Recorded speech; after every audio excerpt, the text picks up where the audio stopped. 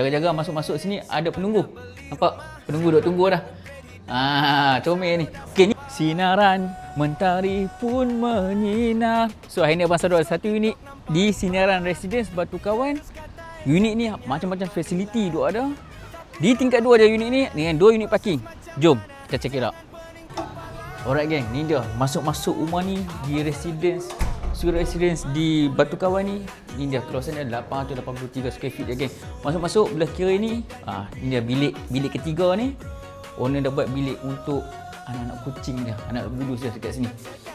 So ni dapat free kucing sekali ni. Okey, belah sini pula jaga-jaga masuk-masuk sini ada penunggu. Nampak? Penunggu duk tunggu dah.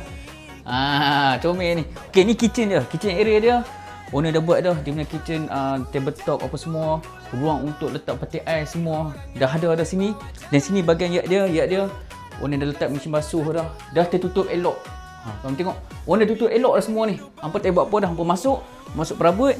Ni, sekali kucing ni ada kat apa. Okey, jom kita tengok bahagian living hall dia, dining hall dia dekat sini disekalikan. Ni bahagian dining. Okey, ni bahagian living hall.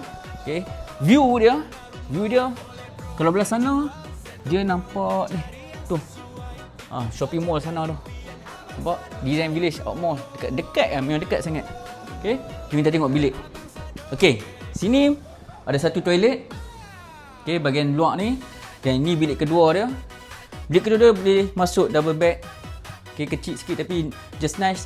Sini pun ada ruang, pun letak wardrobe. Dan di sini master bedroom dia masuk double bed juga. Sini ada ruang wardrobe. Dan ini pintu toilet dia. Pintu toilet dia memang besar. Ya, ini toilet dia memang sama besar dengan bilik. Okey.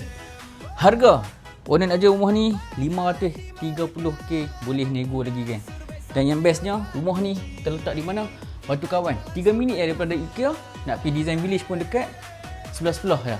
Belah kanan IKEA, belah kiri Design Village. Hampa nak pilih yang mana? Siapa yang hajar area Batu Kawan, rumah ni sesuai untuk hampa.